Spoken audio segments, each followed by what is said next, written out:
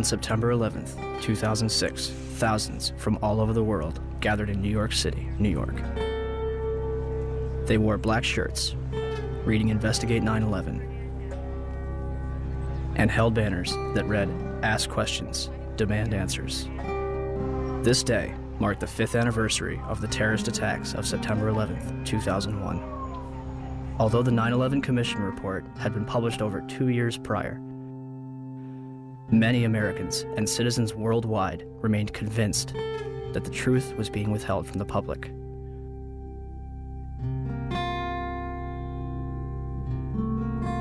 Why? Why was a growing percentage of the world population becoming increasingly skeptical of the events of September 11th? Was it a natural inclination towards believing the worst about the United States government? Or was it a legitimate concern that only grew more powerful with time? The 9/11 Truth Movement includes academics, engineers, physicists, firefighters, intelligence officials, and some of the very people whose lives have been shattered since September 11th. Were they all delirious? You should not be here. No, you've got it all wrong. We're honoring the fallen heroes from 9/11. As are we. No, you're not. No, you are not. I feel so uncomfortable that next year I'm not coming here. Or were they a concerned group of individuals taking the necessary steps to prevent the United States from slipping into its darkest era yet? Was September 11th a surprise attack on America by 19 Islamic terrorists? Or something else entirely?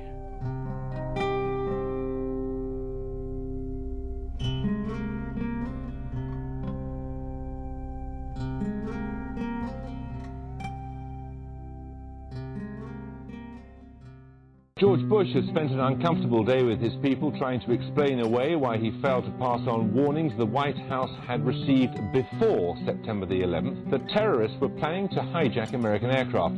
What happened that day has cast a shadow over just about every area of American life. Now one of the country's best-known journalists has said that the American response to the so-called war on terrorism has created a climate of effective censorship in a land claiming to be the home of free speech. There's never been an American war, small or large, in which access has been so limited as this one. The belief runs so strong in both the political and military leadership that those who control the images will control public opinion. Does it suggest that there was somebody on the inside? He kind of compared it to the Godfather story, you know, where the gun was placed in the men's room. There is also a possibility this could be some kind of inside job. May it have been an inside job? Might these people have gotten help from the inside? I was speculating about that along with others early this morning, but now there's a lot more evidence that suggests it's almost certainly the case. It's an obscene comparison. I'm not sure I like it, but there was a time in South Africa that people would put flaming tires around people's necks if they dissented. The fear is that you'll be necklaced here. You'll have a flaming tire of lack of patriotism put around your neck. Now, it's that fear that keeps journalists from asking the toughest of the tough questions and to continue to bore in on the tough questions so often. People let us stay out of our business. A country that hides something is a country that is afraid of getting caught. And in particular, this Bush administration, who is as tight with Saudi Arabia as you can get. I know the right question, but you know what? This is not exactly the right time to ask it. The president's father used to stay with the bin Laden family when he would go to Saudi Arabia. It starts with a feeling of patriotism within oneself. In the past, though, the FBI has sometimes made problems worse by ignoring or denying them. FBI management intentionally and repeatedly thwarted and obstructed my attempts to launch a more comprehensive investigation to identify and to neutralize terrorists. They realize what an entertainment-oriented society ours has become. To the families and victims, of September 11th. On behalf of John Vincent, Barry Carmody, and myself, we're sorry.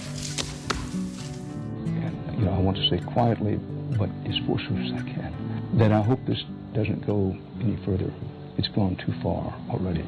I am appalled by it.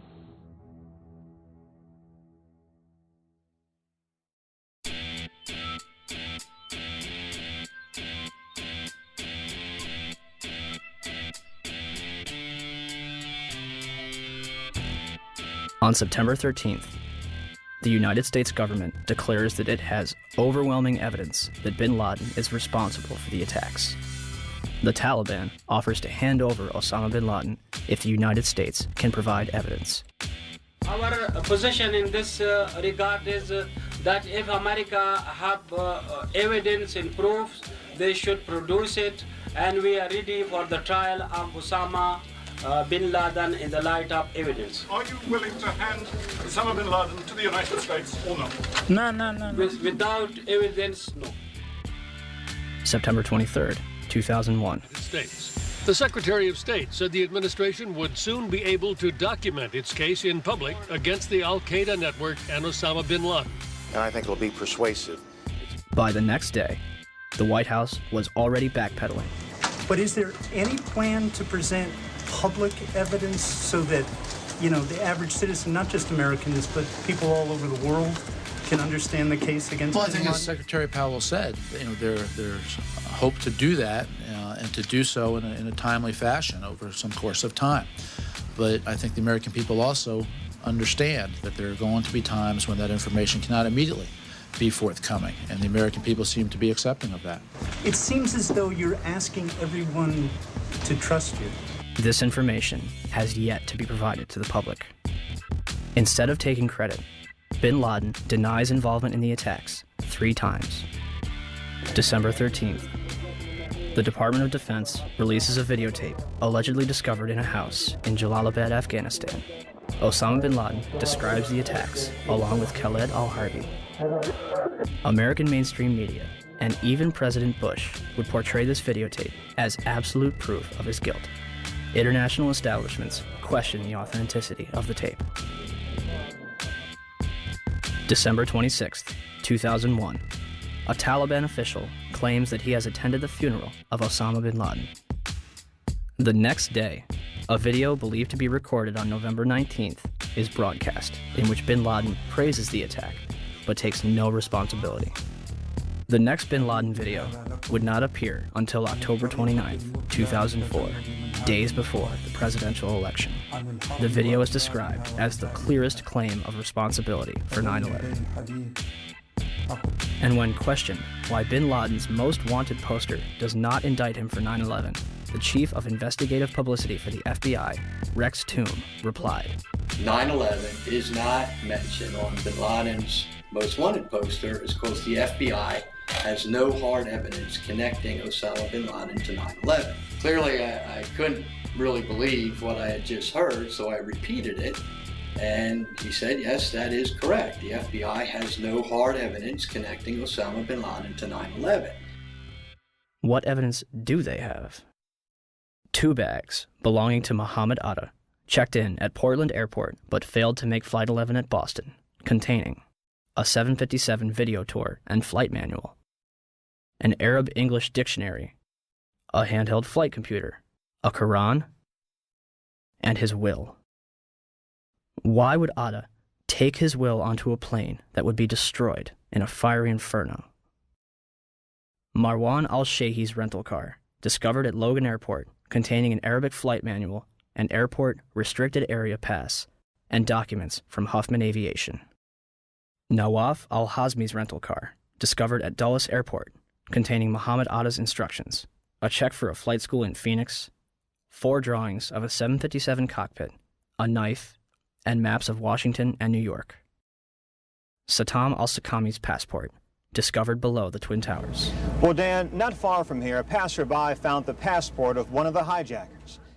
How does a passport fly out of a man's pocket through a 400-mile-per-hour airplane crash, survive 9,000 gallons of jet fuel, and land intact on a sidewalk 1,000 feet below?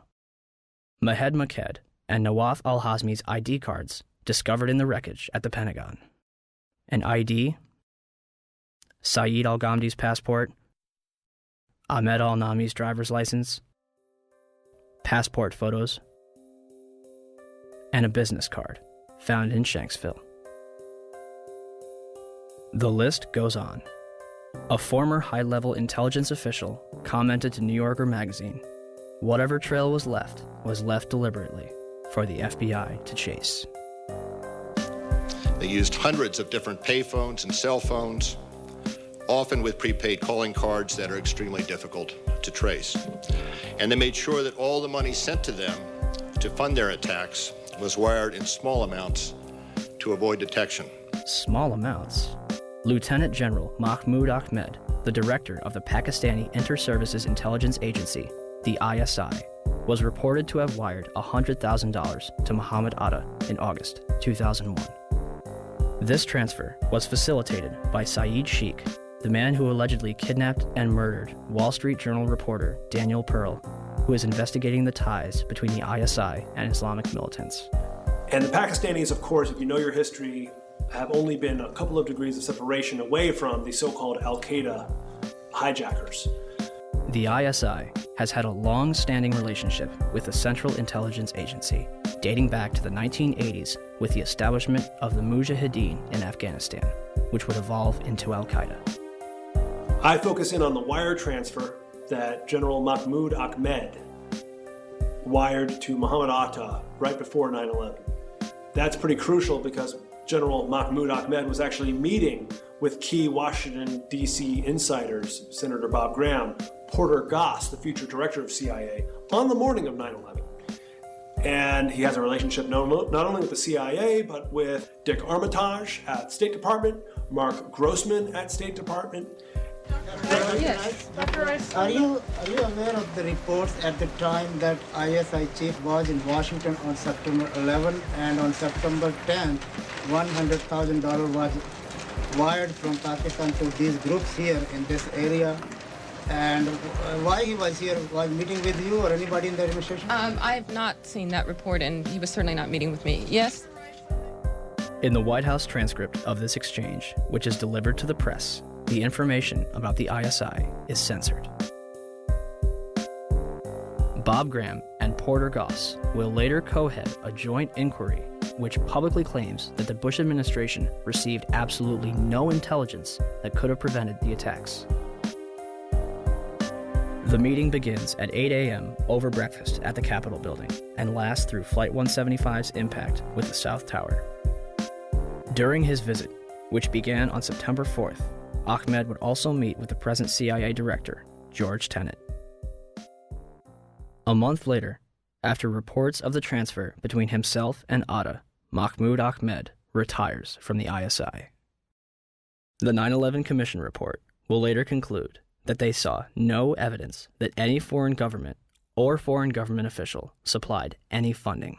The Commission decided not only to omit the information, but to deny it entirely. On page 172 of your report, the 911 report, you state, quote, "The U.S. government has not been able to determine the origin of the money used in the 911 attacks. Ultimately, the question is of little practical significance," end quote. How can you state that the question of who bankrolled the deaths of 3,000 American people on September 11th is, quote, of little practical significance? Because it costs so little money. That's the awful thing about it. It costs less than $500,000. That's why it was so hard to trace.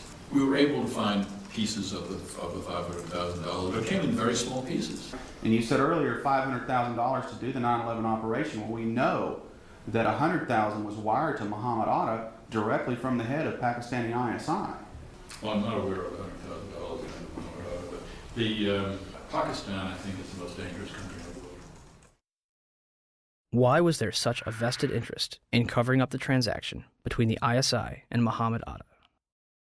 And let's talk about that wire transfer, because Governor Kaine had no basis for denial, because the FBI and the Wall Street Journal confirmed the General Mahmoud Ahmed wire transfer I'm talking about. But the 9/11 Commission deliberately said that funding is not important and assigning blame is not important to them, but it is to us.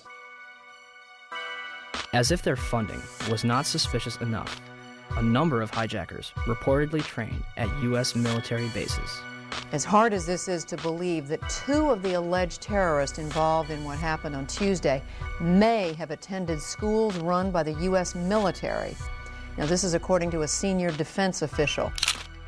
Ahmed al-Nami, Ahmed al-Ghamdi, and Saeed al-Ghamdi listed their address on both driver's licenses and car registrations as the Naval Air Station in Pensacola, Florida. Muhammad Atta reportedly graduated from the U.S. International Office School at Maxwell Air Force Base in Alabama. In response to a Freedom of Information Act, Captain Jason Taylor confirmed that a Muhammad Atta trained there between 1998 and 1999, but did not verify if it was the same person. Abdulaziz Al-Amari attended Brooks Air Force Base in San Antonio, Texas. Saeed al-Ghamdi and others attended the Defense Language Institute in Monterey, California, as confirmed by Lieutenant Colonel Steve Butler, Vice Chancellor for Student Affairs. American media ceases investigation when the Air Force says, "We are probably not talking about the same people." 2 of the hijackers, Nawaf al-Hazmi and Khalid al-Madar, rented an apartment from and lived with an FBI informant. Curiously, a number of them were reported to still be alive after the attack. Finally, we were led to believe that the alleged hijackers were fundamentalist Muslims spending their final days preparing for paradise. Yet, in the week before the attacks, a number of them would drink, visit strip clubs, and solicit prostitutes. By all accounts, Atta and his cousin kept to themselves, except for last Thursday at this bar in Hollywood, Florida. It's believed both men came in, drank heavily, and then refused to pay the bill. And the guy got very, very offended, and he said to me, "Oh, I can pay my bill. I'm an airline pilot." And I was like, okay. Mahed Maked is spotted several times at a porn shop. Hamza al-Ghamdi ordered a porno in his hotel on September 10th. The mayor of Paterson, New Jersey, states that they are spotted more at go-go clubs than at mosques. Regardless of their actions, some of the hijackers' presence was known as early as 2000. What did we know? When did we know it? That's what some congressmen are asking now, and asking quite loudly. Did we know the year before 9/11 that one of the hijackers was a terrorist threat? Army Lieutenant Colonel Anthony Schaefer has gone public with his charge that Able Danger, a military intelligence project he worked with in 2000, identified Muhammad Atta, even pulled up his picture along with 3 other 9/11 hijackers as possible al-Qaeda members. We found the identities of 4 of the 9/11 hijackers prior to 9/11. But he says beginning in September 2000, 3 meetings he set up with the FBI were each canceled by military lawyers. Schaefer also says he remembers telling then 9/11 Commission staff at a meeting in Afghanistan about Atta and what the intelligence unit found back in 2000.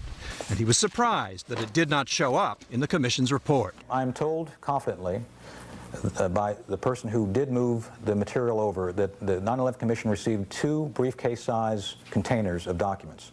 I can tell you for a fact that would not be 1/20th of the information that Able Danger consisted of during the time we spent. A 9/11 Commission spokesman said nothing they got from the Pentagon in early 2004 backed up Schaefer's claim, quote, "None of the documents turned over to the Commission mentioned Muhammad Atta or any of the other future hijackers." Where is it? Where's the beef? Where's the substance? Where is this mysterious chart that purportedly says that Atta was connected in some real way to these other hijackers? We'd love to see it. The company responsible for the chart, Orion Scientific Systems, would claim that only 2 charts were produced and that Atta was not present on either one.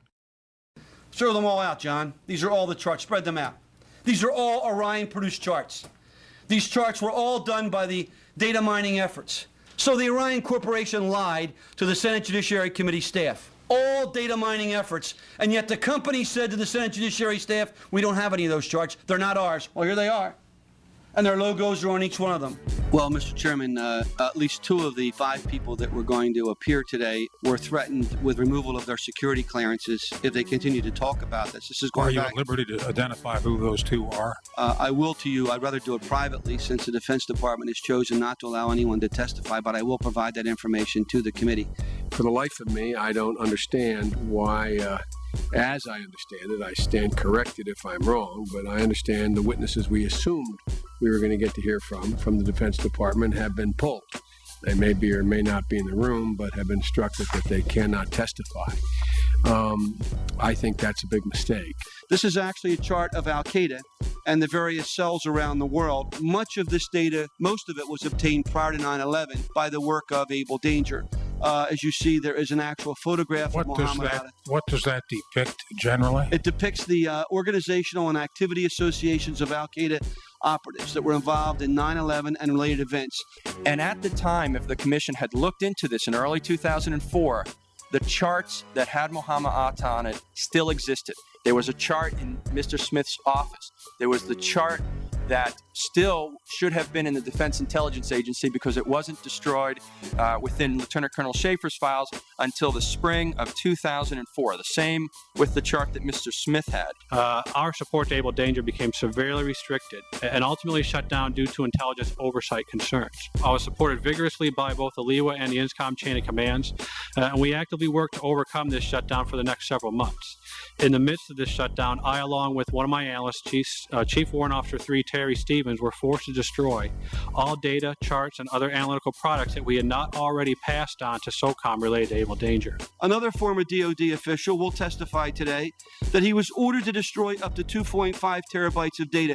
Now, I don't know what a terabyte of data is, so we contacted the Library of Congress. It's equal to 1/4 of all the entire written collection that the Library of Congress maintains. Are you in a position to evaluate the credibility of Captain Philpott, Colonel Schaefer, Mr. Westphal, Ms. Preissler, Mr. J.D. Smith as to their credibility when they say they saw Muhammad Atta on a chart? Yes, sir. I believe them implicitly.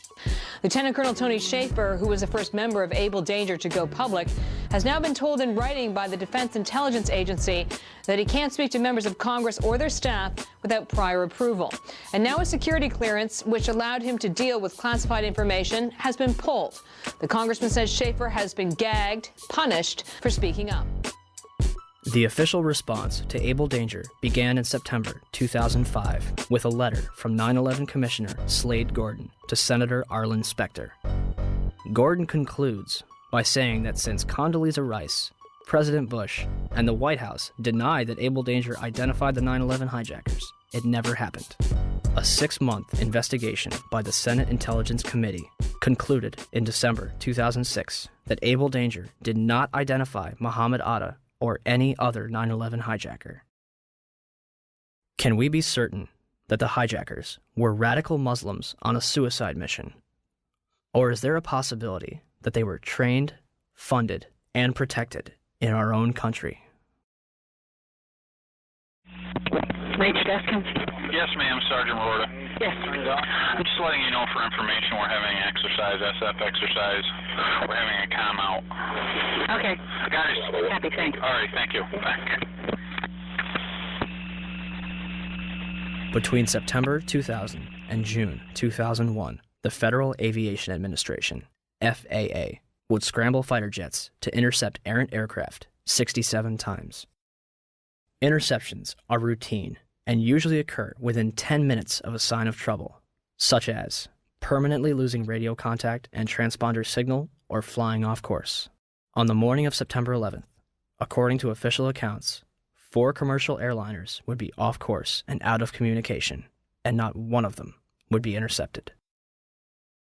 How is it that on 4 separate occasions on one day that $1 trillion military and intelligence infrastructure could fail? Never did in anybody's thought process about how to protect America did we ever think that the evildoers would fly not 1, but 4 commercial aircraft into precious U.S. targets. Never. I don't think anybody could have predicted that these people would take an airplane and slam it into the World Trade Center, take another one and slam it into the Pentagon. Nobody in our government, at least, and I don't think the prior government that could envision flying airplanes into buildings on such a massive scale. But that turns out not to be true. U.S. military planners did envision and practice those very scenarios. As reported by USA Today, the North American Aerospace Defense Command, NORAD, conducted exercises with fighter jets, simulating hijacked planes flown into the World Trade Center in the 2 years before the attacks. Pentagon planners also envisioned the attack on the Pentagon 5 months before it happened.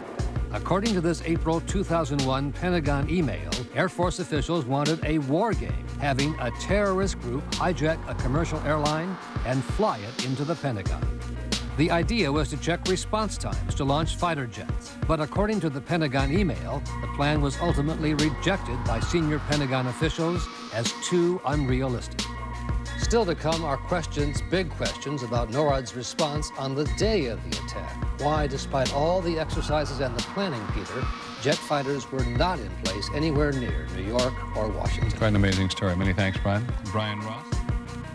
One drill, called Amalgam Virgo, was conducted on June 1st and 2nd, 2001, and simulated successful terrorist attacks.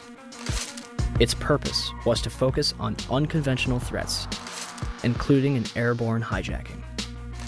One plan would simulate the hijacking of a commercial airliner, which would be crashed into the Capitol. The second part of the exercise, which was planned but not executed before 9/11, involved 2 planes with actual pilots on the flight deck. FBI agents would hijack the planes and divert them to secure locations.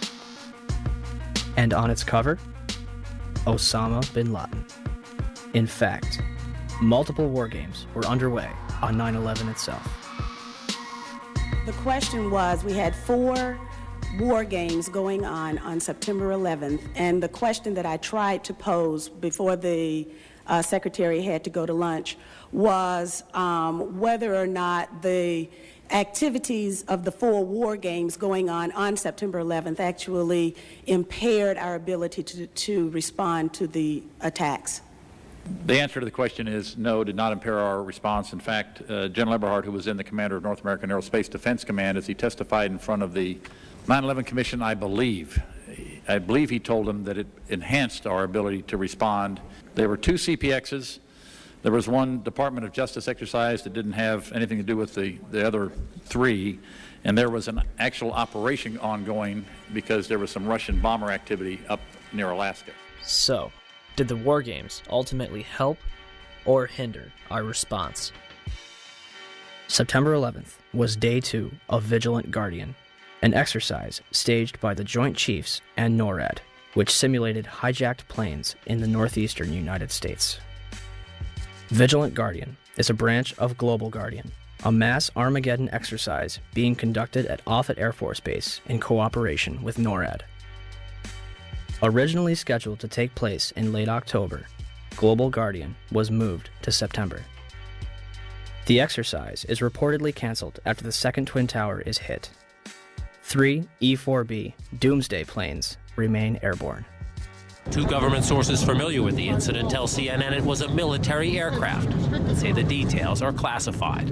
This comparison of the CNN video and an official Air Force photo suggests the mystery plane is among the military's most sensitive aircraft, an Air Force E-4B. The E-4B is a state-of-the-art flying command post, built and equipped for one reason: to keep the government running no matter what, even in the event of a nuclear war. Ask the Pentagon, and it insists this is not a military aircraft, and there is no mention of it in the official report of the 9/11 Commission. The Pentagon, the Secret Service, and the FAA all say they, at least for public consumption, have no explanation of the giant plane over the president's house, just as the smoke began to rise across the river at the Pentagon. Barksdale Air Force Base also participated in Global Guardian. Instead of returning directly to Washington, D.C., President Bush would fly to both Barksdale and Offutt Air Force Base before returning to the White House. Another drill, Northern Vigilance, moved fighter jets to Canada and Alaska, to monitor a fleet of Russian MiGs on a training mission. Northern Vigilance also placed inputs onto military radar screens. Also referred to as phantoms, inputs are simulated errant aircraft, which appear real to those participating in the exercise. We fought many phantoms that day. 3 F-16s from Andrews Air Force Base, located 15 miles from the Pentagon, are flown 180 nautical miles away for a training mission in North Carolina. Fort Belvoir, an Army base 10 miles south of the Pentagon, is preparing for an exercise intended to test security in case of a terrorist attack. Employees in the Office of Emergency Management on the 23rd floor of World Trade Center Building 7 continue preparations for Tripod, a biological attack drill scheduled for September 12th. Finally, the National Reconnaissance Office in Virginia begins a drill at 8:45, conducted by a team from the CIA, in which a plane crashes into their building. Also, a number of war games were being conducted that have yet to be fully disclosed. Ask about the war games that were planned for 9/11. Commissioner Gorelick. Could you please be quiet? We have only a few minutes with General Myers. I'd like to ask a question. General Myers, I'm sorry. I would ask, please, people in the audience to be quiet if you want to stay here. Submitted some. Sir, statement. This commission has not answered my questions. I'm walking out. It's a farce. I will. Thank you. So let me get this straight. On the morning of 9/11, the United States is running drills in which hijacked aircraft go in and out of radar, fighter jets are flown out of the United States, and planes are crashed into buildings. What a coincidence. And in terms of what motivated me to bring all the aircraft down, as you see one thing happen, that's an accident. When you see two of the same thing occur, it's a pattern. But when you see three of the same thing occur, it's a program. And so at that point, I decided to bring all the aircraft down. And so, at 9:45, all airborne planes were forced to land. This order applied to all civilian aircraft. Certain military planes were allowed to remain airborne. By 12:16 that afternoon, the FAA managed to ground over 4,000 planes without incident. During the time that the airplane coming in to the Pentagon, there was a young man who would come in and say to the vice president, the plane is 50 miles out, the plane is 30 miles out. And when it got down to the plane is 10 miles out, the young man also said to the vice president, do the orders still stand? And the vice president turned and whipped his neck around and said, of course the orders still stand. Have you heard anything to the contrary?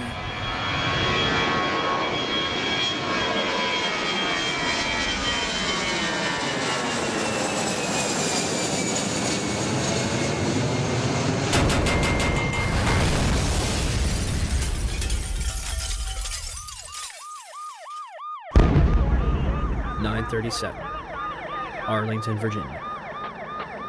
American Airlines Flight 77 allegedly crashes into the ground floor of the Pentagon. Pentagon authorities will deny that the building had anti-aircraft defense. The FBI arrives within minutes, and the site is declared a federal crime scene, becoming their exclusive responsibility. With the help of civilians, they comb the Pentagon lawn for debris, and within 24 hours, they had confiscated every known video of the attack. Pentagon officials initially denied that any of their cameras captured the event. However, on March 7, 2002, 5 images taken by a security camera from across the heliport are released. For years, these 5 frames were the only public footage of the Pentagon attack. This would change on October 14, 2004, when Scott Bingham would file a Freedom of Information Act lawsuit requesting videotapes that captured the impact of Flight 77. Special Agent Jacqueline McGuire of the FBI located a CD-ROM that contains copies of 2 time-lapse recordings made by security cameras. Released on March 16, 2006. A video taken from a Citgo gas station, which is open only to Pentagon employees. Released on September 15, 2006. And the Doubletree Hotel in Arlington, Virginia. Released on December 7, 2006. Agent McGuire concluded that the FBI possessed 85 videotapes that might be potentially responsive. As of this date, we have no clear images of what happened at the Pentagon on the morning of 9/11. The official story goes as such. American Airlines Flight 77 was taken over by 5 hijackers, led by Hani Hanjour. Hanjour entered the United States in 1996 to become a professional airline pilot. He would not complete a single course. It's kind of a waste of time. He wouldn't show up for flights on time, didn't do his homework.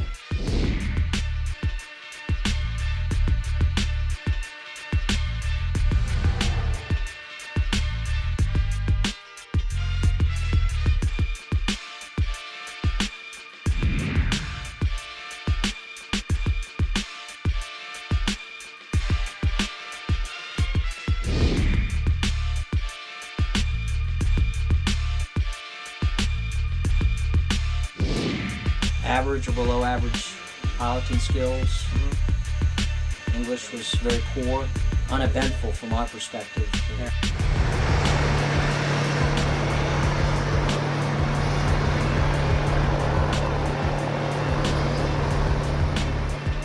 The 9/11 Commission concludes that Hanjour was perhaps the most experienced and highly trained pilot. Flight 93's hijacker, Saeed Al-Ghamdi, was a former Saudi fighter pilot. How could Hanjour be more experienced than him? On the morning of 9/11, Hani Hanjour and his 4 accomplices traveled to Dulles International Airport outside of Washington, D.C. They had spent the weeks beforehand at the Valencia Motel in Laurel, Maryland, 6 miles from the National Security Agency. All 5 will set off metal detectors and be subjected to additional screening, yet all of them proceed to board American Airlines Flight 77, which is described by the Washington Post as unusually light on passengers. Out of 188 seats, 64 would be filled. In fact, all 4 planes involved in 9/11 would be at approximately 30% capacity.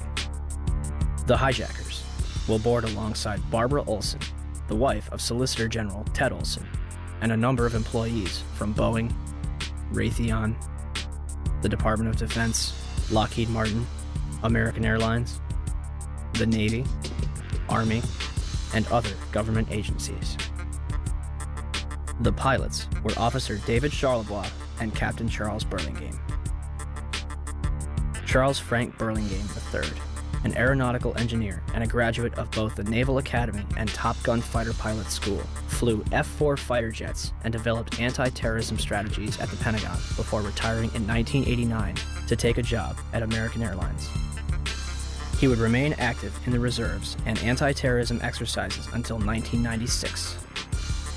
His Boeing 757 would be crashed into the very section of the Pentagon he used to work in. The hijackers would have only moments to subdue both Charlebois and Burlingame, remove them from the cockpit, and retain control of the airplane. Yet, the plane is hijacked without incident at 8:51 and makes an unauthorized turn to the south 3 minutes later. No mayday, no hijack code, no sign of struggle. Flight 77 will fly all the way back from the Kentucky-Ohio border, coasting for another 43 minutes against its flight path before crashing into the Pentagon without any military interception. Had Hani Hanjour wanted to inflict maximum damage, all he had to do was continue his trajectory and nose down into the roof of the Pentagon. Instead, he begins a complicated 330-degree turn, dropping 7,000 feet and exposing himself for an additional 3 minutes while executing a maneuver described by experienced pilots as nearly impossible, requiring professional expertise. In essence, an amateur pilot considered a waste of resources by instructors who was unable to control a small Cessna in August 2001, executed this nearly impossible maneuver in a 757 with skilled precision a month later. Todd Lewis is working radar at Dulles Airport. One of my colleagues saw a target moving from the northwest to the southeast. And it was just a countdown, 10 miles west. And she notified the supervisor. 9 miles west. But nobody knew that was a commercial flight at the time. Nobody knew that was American 77. What did you think? It was a military flight of some kind? I thought it was a military flight. I thought that Langley had scrambled some fighters and... It was almost a sense of relief. This must be a fighter. Maybe one of them got up there. It was really moving fast. It was moving very fast, like a military aircraft might move at a low altitude. This must be one of our guys, sent in, scrambled to patrol our capital. The 757 will descend over Columbia Pike, flying adjacent to the Sheraton Hotel, Virginia Department of Transportation, Navy Annex, and fly past the Citgo gas station before crossing Washington Boulevard. 5 light poles are knocked out of the ground. One reportedly strikes a Washington, D.C. taxi, driven by Lloyd England. Flight 77 manages to hit the only section that was reinforced to withstand a terrorist attack, including reinforced steel and blast-resistant Kevlar windows an 1.5 inches thick. The renovation, planning for which had begun in 1991, was only days away from completion. Had the plane struck anywhere else, the casualties and damage would have been far greater. An area that normally would have housed up to 5,000 occupants yielded 125 casualties. The Pentagon's outer wall had a hole approximately 20 feet in diameter on the first and second floor, and visible damage 90 feet across the first floor. I would say if it was 16 feet diameter, 20 feet tops, that's what would start me so curious. As I was trying to find something, there was no marks on the grass. Something never hit the ground. It didn't hit the heliport. I mean, it was a precision or awfully lucky hit. I mean, I don't know how it didn't bounce. I don't know how it hit directly in the side of the building without touching the ground, going as fast as it obviously was going. But I can't believe the thing is more than a garage door. And again, the classic airplane crash has wreckage. I mean, they found axles from the Ryder truck in Oklahoma City. I can't believe they can't find an engine. Opinions differ at this point. People that believe a 757 hit the Pentagon, and people that don't. Those that believe a 757 did hit are fueled by the damage path,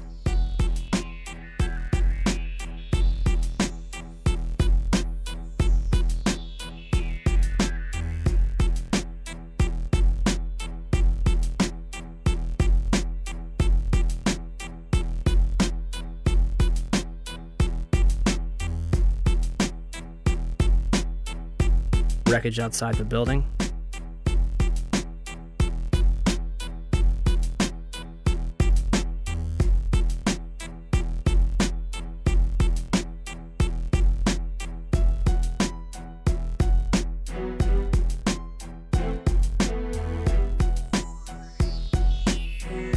and eyewitness testimony. While we were in the sitting in the office, and all of a sudden we heard some rumbling. Something is kind of hitting us. Very imminent things could happen. So we look at each other, and it really the noise is unbearable. And at the last moment, my brother jumped out the office. I heard about the very big jet sound. Looks like just up to here. I just look at the outside, big black wings coming that way. And then I just running out, and then 2-3 seconds, boom. We're used to seeing planes. Maybe a 20-passenger corporate jet, no markings on the side. I saw a plane going down big plane, commercial liner type. And I saw this jet coming in, and it was really low, and it was an American Airlines jet. You could read the AA on the side, silver fuselage. This particular plane was awful low, and as we were coming down on a 395, it came across the front of us, and it was low. Coming in at a shallow angle like it was landing right into the side of the Pentagon. It just happened. It was really amazing. Huge explosion. So you actually saw the plane impact the side of the building? Yes, I did. Just one plane? Just one plane. I basically made a turn too early and ended up right in front of the Pentagon on Route 27, which goes just, I didn't even know it was the Pentagon. I mean, I've grown up in this area, but I just am basically never over there. Besides, you can't really tell it's five-sided anyway, so I didn't even know it was a Pentagon, but I was just in traffic. My main focus was that I was late for this service, and we were stuck in totally standstill traffic, just sitting dead still on the highway. And basically, without warning, there was just the sensation of something coming over the top of us. It seems the plane was so low that it hit a light pole that was just on the edge of the highway, on the far side there. Before it came over the highway, it clipped this pole, which I heard ended up being knocked over and hitting a taxi, which was near my car. Okay, my name is Lloyd England. 9/11, I was driving my car on my way home. This airplane flew over top of my car. It was real close. Something, glass, a loud noise happened, and the pole came through the dashboard, right through the car. I stopped the car in the middle of the street. It didn't stop straight, it stopped at an angle. As far as the plane went through, it didn't come back in until I stopped the car and got out. Then I looked for the plane. There was no plane, but it was quiet. If had nobody seemed to have indicated where something happened, I wouldn't have known. And I was there. I mean, I'm there. And the plane, the wing spread would have been from that house, maybe halfway in my house. And the big wing, the big motors underneath of them. And nothing was left out? Those that think a 757 did not hit are fueled by the damage to the building and lack of large structural debris outside, particularly the lack of damage from the wings and vertical stabilizer, and the fact that those objects, as well as the engines, were never fully recovered. Is there anything left of the aircraft at all?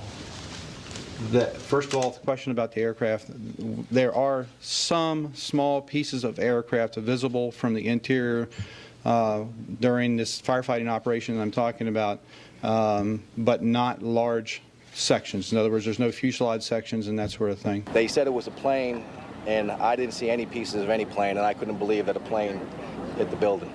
There are numerous parts to a 757 that are virtually indestructible. To date, we have not seen a single piece positively identified as Flight 77's. The fact that an exit hole inside the Pentagon is not explained by any official report on the attack. The fact that there was no impact damage on the lawn. And the fact that out of the videos that have been released, none of them clearly show a 757. The outer wall will collapse 20 minutes later, leaving a hole approximately 70 feet wide. What hit the building may be important. However, our focus should be on why it was hit in the first place. The section hit was the headquarters of Naval Operations, Naval Intelligence, and the Navy Command Center. Army personnel were also killed. A number of accountants and budget analysts were also present at the time and killed in the attack. The Arlington County After Action Report states that important budget information was in the damaged area. It's interesting that 24 hours prior, Donald Rumsfeld publicly made this announcement. According to some estimates, we cannot track $2.3 trillion in transactions. According to the 9/11 Commission report, the military was unprepared for the transformation of commercial aircraft into weapons of mass destruction. Counterterrorism forecaster Marvin Citron authored a report in 1994 for the Department of Defense, warning of Washington's vulnerability to terrorist attack. We predicted a plane could have crashed into the Pentagon. That's about as specific as you can be. If you made a right turn at the Washington Monument, you could hit the Pentagon. A left turn, you could hit the White House. Back on October 24th, 2000, the Pentagon conducted MASSCOW, a mass casualty exercise which simulated the impact of a Boeing 757 into the building. I'm very curious, and as time goes by, it makes you more curious as you have time to dwell on the details and all the information that's becoming available. I can't drive my car that well, but I can't imagine somebody just climbing behind the wheel of an airplane and doing what they did and doing it so well. Basically, it was the strangest day I've ever spent in my entire life. It was like in slow motion. I get chills every time I hear the audio. Physically, I swear I get chills every time I watch the video. I can feel the heat. I can smell the fuel, or I can smell the burning. There's been a lot of curiosity, I think, in time, and even for me who was there. I still have questions of, did I really see what I think I saw? You know, when you're led to believe and you think you believe what you think you saw, I think that you begin to buy into it. But the more you dwell on it and the more the evidence comes forward, the questions get larger and larger and larger. I'd like some conclusion. I mean, I'm sure the families would, and I'm sure the military knows a lot more than we do in the government. But I'm just astounded that they don't share more of the information that's available. If the government was 100% forthcoming and wanted to squelch any doubt as to what happened, why have they controlled the evidence so strongly? Why is there no positive identification of Flight 77? Why, when Vice President Dick Cheney was aware of an incoming aircraft up to 50 miles away, were employees allowed to remain in the building? Had a single alarm gone off inside the Pentagon, 125 people would be alive today, and hundreds more would not be suffering. And when it got down to the plane is 10 miles out, the young man also said to the vice president, "Do the orders still stand?" And the vice president turned and whipped his neck around and said, "Of course the orders still stand. Have you heard anything to the contrary?" Norman Minetta's testimony would be completely unreported by the 9/11 Commission. It would also be censored from the online archives of commission hearings. A spokesperson from the National Archive claimed that it was a technical snafu. The 9/11 Commission will later conclude that Vice President Dick Cheney did not reach the bunker until 9:58. My main concern is that in your testimony, you stated that Vice President Dick Cheney came into the POEC office at 9:20 when you arrived, and he was already there. He's gone in front of Meet the Press, and he said that he was there at 9:38. They did that because they'd received a report that an airplane was headed for the White House. This is Flight 77, which had left Dulles. Flight 77. It left Dulles. As best we can tell, they came initially at the White House. The plane actually circled the White House? Didn't circle it, but was headed on a track into it. Tracking it by radar. And when it entered the danger zone and looked like it was headed for the White House was when they grabbed me and evacuated me to the basement. The plane obviously didn't hit the White House, turned away and we think flew a circle and came back in and then hit the Pentagon. Yet the 9/11 Commission report puts him there at 9:58 that morning. 9:58? Yeah, I don't know if you got a chance to read it, but it puts him half an hour later. So I don't mean to ask a rhetorical question, but to the best of your recollection, was Vice President Dick Cheney already there at 9:20? The flight you're referring to is the flight that came into the Pentagon. This was before Flight 77. Before American Airlines went into the Pentagon. Yeah. Norman Minetta was in the bunker with Cheney, and so the fact that that wasn't in the 9/11 Commission report was rather odd, don't you think? Yeah. Who was that young man? Did anybody ask who that young man was? How could Dick Cheney, or anyone in the administration, especially after an aide warned him a plane was 50 miles out and 2 planes had already struck the World Trade Center, allow the Pentagon to be struck? You know, am I prepared to believe that Dick Cheney would be capable of knowing about this kind of attack on the Pentagon, for example, and allowing it to happen? Well, from what I know about Dick Cheney, yeah.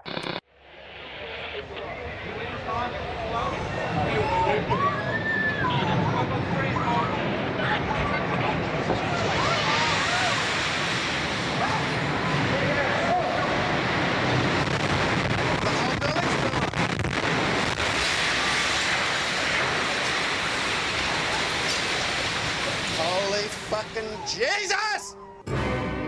9:59, New York City, New York. The South Tower of the World Trade Center, 110 stories tall, collapses to the ground in approximately 10 seconds. 29 minutes later, the North Tower follows suit, also collapsing in approximately 10 seconds. Later that evening, at 5:20, World Trade Center Building 7, 47 stories tall, collapses to the ground in under 7 seconds. The official explanation is that falling debris from the North Tower created a series of fires inside the building. If this is true, it would be the third steel-frame skyscraper in history to completely collapse because of damage and fire. The first two would be the Twin Towers. February 23rd, 1991. One Meridian Plaza, a 38-story skyscraper in Philadelphia, burned for 18 hours across 8 floors. It is later described by officials as the most significant fire of the century. It did not collapse. October 17, 2004. A 56-story skyscraper in Caracas, Venezuela, built in 1976, burned for over 17 hours and spread across 26 floors. It did not collapse. February 13th, 1975. A 3-alarm fire broke out between the 9th and 14th floors of the North Tower. No one died. The building was unoccupied. The fire began in an electrical wiring closet on the 11th floor. There should have been fire stops to prevent it from spreading, but there weren't. The fire spread to 6 other floors. Even without a sprinkling system, fire department officials and building officials here say that there's no chance the World Trade Center could become a type of towering inferno. The fire is so intense, it leads to the installation of sprinkler systems, which would come in handy on May 19th, 1975, when 7 fires strike the complex. The South Tower had garbage fires dispersed between the 25th and 36th floor, and the North Tower had a fire on the 11th floor. 6 of the fires were minor, but the 7th on the 32nd floor of the South Tower caused heavy damage. Guess what? They did not collapse. September 11th, 2001. 2 110-story skyscrapers, completed in 1973, burned for 56 minutes over 8 floors and 103 minutes over 5 floors, respectively, before collapsing completely to the ground. Some argue that this was due to the construction of the Twin Towers. The Twin Towers were composed of 200,000 tons of steel and 425,000 cubic yards of concrete. The core of each tower was a rectangular pillar 87 by 133 feet, comprised of 47 steel box columns ranging from 36 by 16 to 52 by 22 inches. The North Tower was completed in 1970, standing at 1,368 feet tall, and the South Tower was completed in 1973, reaching 1,362 feet tall, making them the tallest buildings in the world at the time. They were designed to withstand multiple impacts from a Boeing 707, the largest aircraft at its time. An analysis released in 1964 claims that the buildings were investigated and found to be safe in an assumed collision with a 707 traveling at 600 miles per hour. Such collision would result in only local damage which could not cause collapse or substantial damage to the building. A 707 has 4 engines instead of 2, and its cruise speed is 607 miles per hour. The Boeing 767s that struck the North and South Tower were traveling at 440 and 540 miles per hour, respectively.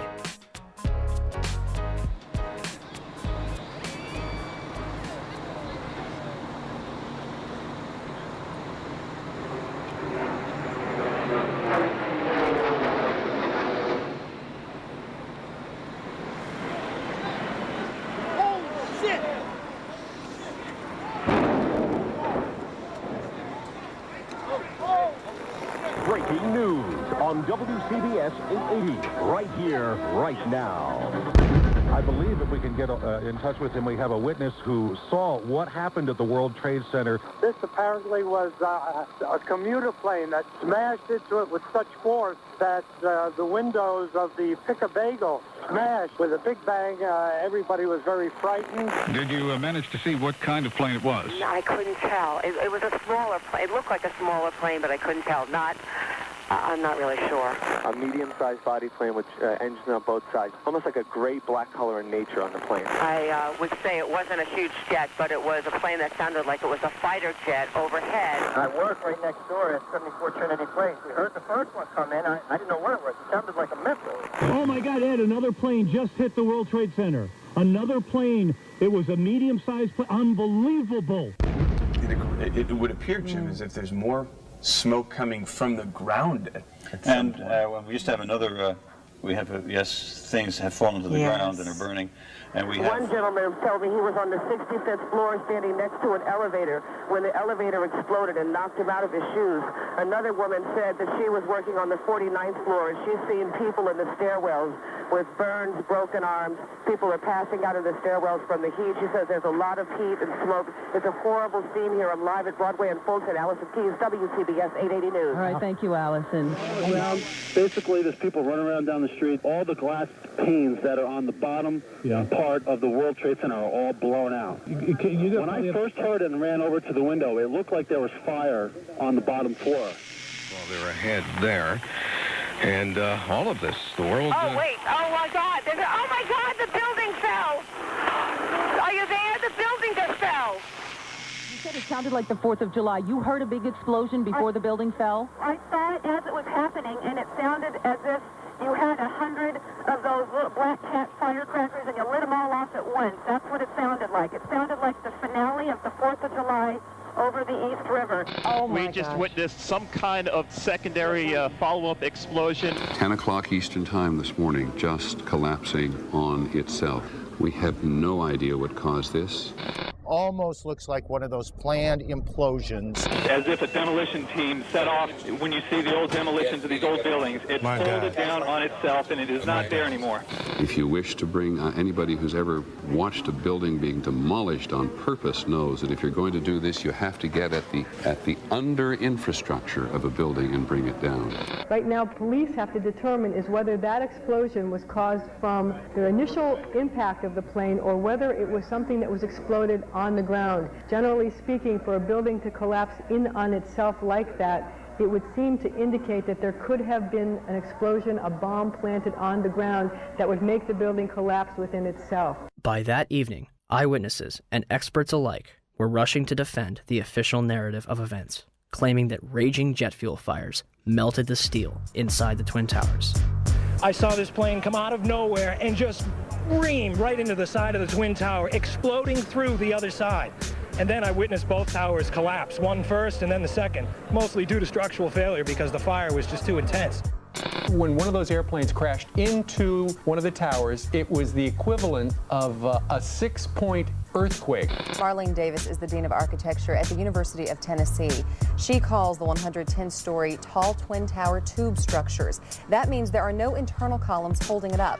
You know, when we saw this yesterday, people said, oh my goodness, there was a bomb on there. There must have been a bomb that collapsed. Must have been a bomb below. Right, that finished the job. Well, it turns out we heard from experts who said that, you know what, the fire on those floors probably 1,500 degrees. Steel can only withstand so much because the steel structure that holds the building up was on the outside, and essentially the building started to melt and it gave way and it toppled. Engineers suspect the temperatures inside the crash areas could have quickly reached well over 1,000 degrees, perhaps approaching 2,000 degrees, beyond the melting point of any steel. They were not designed, perhaps, to take a direct strike from something the size of a 737 or an Airbus, perhaps fully loaded with fuel. Steel will melt. Physics professor and explosives expert Van Romero. Even if there was no secondary explosives in the building, hitting the having the airplane hit the building where it did, a large amount of weight above the damaged location, that damaged location being further damaged by the fire, that structure could no longer support the weight above it, and the collapse ensues. Numerous individuals, including some of the architects themselves, would claim that plane crashes were never taken into consideration and that the building was doomed to failure. Hyman Brown was the project engineer on the Twin Towers, the man on the ground in charge of making sure the buildings were built right, the way it was designed. Structural steel is fireproof to last between 1 and 2 hours, which it did, and then steel melts. Each tower was built around a central core. That core kept the building up, supporting the tower's so-called dead weight. But when steel melts, according to Brown, like dominoes, it falls. Brown says the towers were built to withstand 200-mile-an-hour hurricanes, the 100-year storm, the worst nature could dish out. But he says an airplane crash never entered anyone's mind. However, that's not entirely true. Yet the impact of the planes alone did not cause that failure. In fact, tall building designers try to anticipate air accidents. Marc Loiseau is president of a company called Controlled Demolition. When this structure was designed, it was designed, to the best of my understanding, to take the impact of what was then the state-of-the-art airplane being used in our country, the Boeing 707. The building was designed to have a fully loaded 707 crash into it. That was the largest plane at the time. I believe that the building probably could sustain multiple impacts of jetliners because this structure is like the mosquito netting on your screen door, this intense grid, and the jet plane is just a pencil puncturing that screen netting. John Skilling, the World Trade Center's head structural engineer, told the Seattle Times after the 1993 bombing that if a plane struck the building, there would be a horrendous fire, but the building structure would still be there. On August 21st, 2002, the National Institute of Standards and Technology, NIST, commenced their investigation. NIST is a government agency that reports back to the United States Department of Commerce, headed at that point by Donald Evans and later replaced by Carlos Gutierrez, both Bush cabinet appointees. As part of their investigation, NIST contracted Underwriters Laboratories to recreate floor models from the Twin Towers for the purpose of fire resistance tests. We heard about it in the news. We heard about it right away that the floors didn't collapse. Okay, so they tested these huge models. They're models, but they're huge. I mean, one model was essentially the same size and exactly the same as one of the types of floor sections used.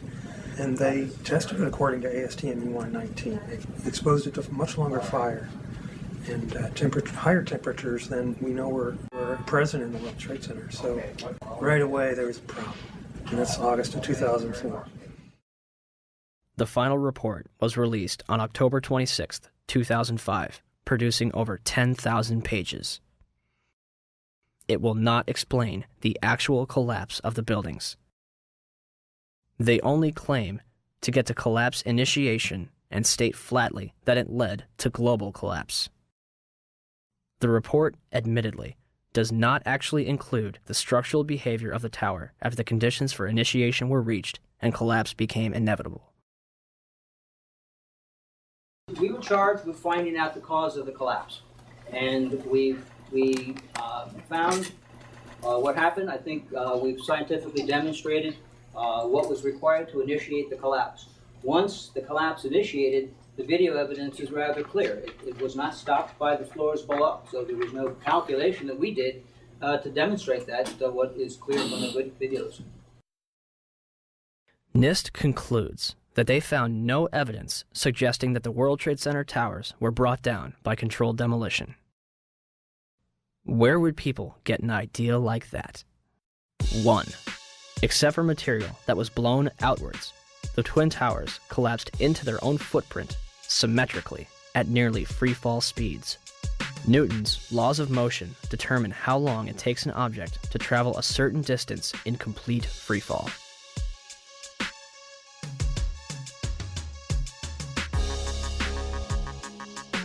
In a controlled environment, an object dropped from the roof of either Twin Tower would reach the ground in 9.2 seconds. The 9/11 Commission report will state, at 9:58, the South Tower collapsed in 10 seconds. Even NIST says the tops of the buildings came down essentially in free fall. Judge for yourself.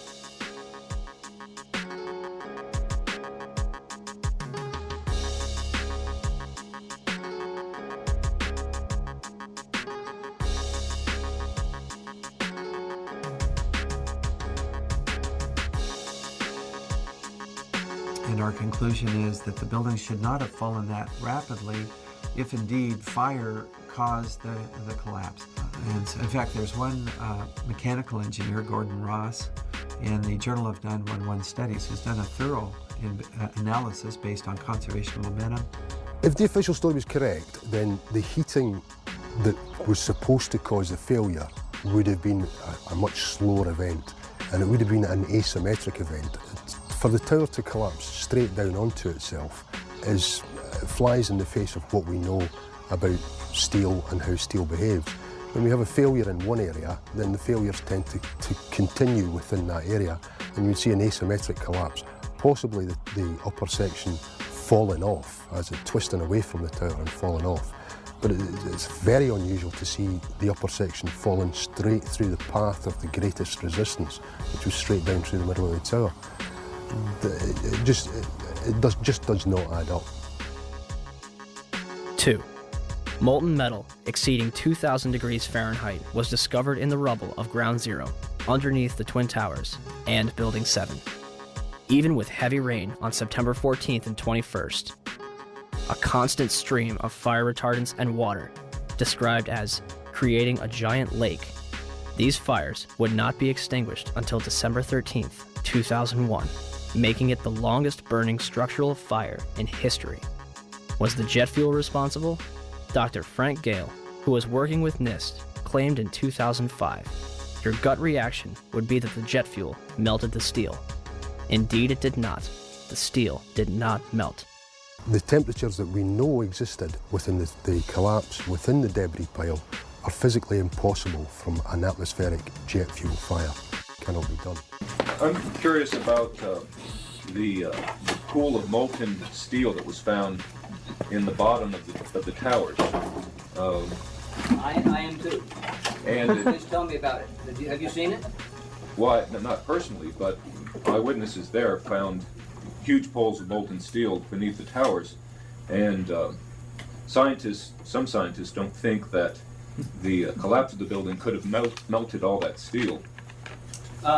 First of all, let's go back to your basic premise that there was a pool of molten steel. I know of absolutely nobody, no eyewitness who said so, nobody who's produced it. I was on the site, I was on the steel yards, so I don't know that that's so. You'd get down below and you'd see molten steel running down the channel rails. Like you're in a foundry. Yeah, like lava. Like it was lava from a volcano. Underground, it was still so hot that molten metal dripped down the sides of a wall from Building 6. However, they do hit hot spots occasionally, and everything stops. There were fires of 2,000 degrees Fahrenheit below the ground. I don't know that that's so. There's video of it. Melted around 2,600 degrees Fahrenheit. I think it's probably pretty difficult to get that kind of temperatures in a fire. Well, NASA pictures, thermal images showed those sorts of temperatures in the basement. Would you send them to me? Okay. My name is Mark, and I'm the individual who was questioning Dr. Gross, and he asked me to email to him those thermal images. When I approached him after his talk to get his email address for that purpose, he refused to provide it to me. I think this is important because it reveals the attitude of the NIST investigators, which is one of willful ignorance of what really happened on 9/11. As well as the molten metal in the debris, it was also observed prior to the South Tower's collapse.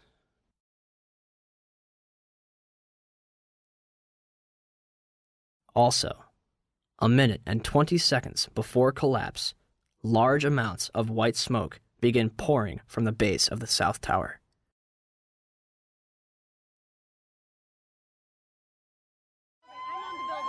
3. The concrete, and in fact, virtually everything except the metal inside the Twin Towers was pulverized as the building collapsed.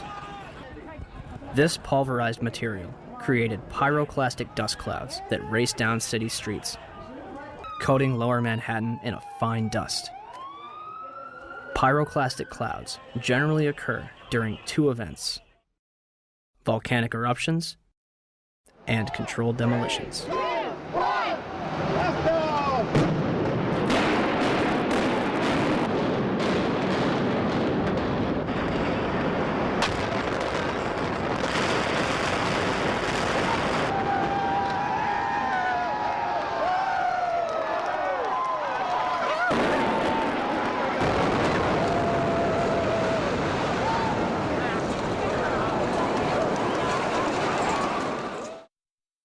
Four, steel beams weighing up to 200,000 pounds were thrown laterally up to 500 feet. A cross-section from the World Trade Center weighing approximately 300 tons was embedded in the southeastern corner of the American Express building. This piece would have had to travel at least 390 feet, maintaining enough kinetic energy to embed itself in the corner of the building. What we should have seen in the debris pile was a pyramidal shape. If it had been a gravity-driven collapse, we would have seen a roughly pyramidal shape or a conic shape. What we actually did see was a massive ejection of dust and debris and large sections of steel from well away from the towers, tens of metres away from the towers. That's hard to see a reason for that within a gravity-driven collapse. 5. Firefighters and eyewitnesses reported a series of explosions before and during the collapses. And we heard the noise associated with an implosion. Secondary explosion on Tower 2. Some sort of explosive device. We're obviously having a bit of trouble right now maintaining our location because we just heard one more explosion. There was another major explosion. Do you know anything about those extra explosions we heard? No, I do not. Were they car bombs? I have no idea, ma'am. The street shook, and I heard like an explosion. Do you know if it was an explosion or if it was a building collapse? To me, it sounded like an explosion. We heard a very loud blast, an explosion. They were taking photographs and securing this area just prior to that huge explosion that we all heard and felt. Not clear now is why this explosion took place. When there was some sort of collapse or explosion. From street level, as though it had exploded up, a giant rolling ball of flame, and the firefighters screamed, "Run!" There was this blast of warm air. It wasn't hot. It was warm. And it picked me up and threw me up against the wall of the building. You were picked up off the ground? Physically picked up off the ground. I remember an explosion. At that point, I got knocked out. I don't remember anything. Then I got up, and I looked out the window because the windows exploded, and the street below caved in. And at that point, there was like fireballs coming up. An hour later than that, we had that big explosion from much, much lower. I don't know what on earth caused that. About 15 minutes after they made their entry, we heard a boom. I don't know if that was the infrastructure that was going or another explosion. Again, there has been a second explosion. John, just seconds ago there was a huge explosion, and it appears right now the second World Trade Tower has just collapsed. All of a sudden I heard rumbling and we all started running away from it. The glass blew out and threw me onto the sidewalk, and I couldn't see for 20 seconds. It was like holy hell coming down them stairs. And then when we finally got to the bottom, they were coming out on a mezzanine level there. And another explosion came right from it, just everyone flying. We stuck on the stairs for a while. We finally got down to the lobby. Then we get to the lobby, it was this big explosion. So I was real lucky. I don't know what happened to the people behind me when that blast occurred. And was actually on the 78th floor of the second tower, and was evacuating the tower, and experienced all these explosions and made his way back down. We presume because of the initial explosion, there may have been secondary explosions as well that were detonated in the building by these terrorists. There was a secondary explosion, probably a device either planted before or on the aircraft that did not explode until an hour later. I heard a second explosion and another rumble and more smoke and more dust. I ran inside the buildings, the chandelier shook, and again, black smoke filled the air. Within another 5 minutes, we were covered again with more silt and more dust. And then a fire marshal came in and said we had to leave because if there was a third explosion, this building might not last. Eyewitnesses also reported that explosions had taken place in lower levels of both the North and South Tower. They were having coffee in the World Trade Center when the first plane struck. And all of a sudden it sounded like, I don't know where the subway is, but it sounded like a subway collision, a bomb, and it was just pounding, boom, boom, boom, and I literally thought the subway had exploded. And the ladies that are with me were in the World Trade Center in the first building and escaped through the lobby where they report they believe there was a bomb in the lobby. Just get out of the tunnel in the blue. The subway tunnel? Yeah. Yes, I was right there. I was down in the basement, came down, all of a sudden the elevator blew up, smoke. I dragged the guy out, his skin was hanging off, and I dragged him out, and I helped him out to the ambulance. And when I got up to the concourse level, it was just like, you know, like gunfire, and then just 3 big explosions. And even the turnstile was burnt and was sticking up, and they just told us to run. I heard the first explosion, and the elevator blew up. And as we were coming out, we passed the lobby. There was no lobby. So I believe the bomb hit the lobby first, and a couple of seconds then the first plane hit. Firefighter John Schroeder arrived in the lobby of the North Tower shortly after the first plane struck. So we're standing there in the lobby, we're getting all together. All of a sudden, we hear... I look down to my right, and the elevators exploded, something out of like a Bruce Willis Die Hard movie. People just come running out of the elevators, on fire, fireballed. I mean, it was like, what is going on here? Something's up here. I mean, the plane's up there, now there's fire down here. People run around all on fire. This is crazy.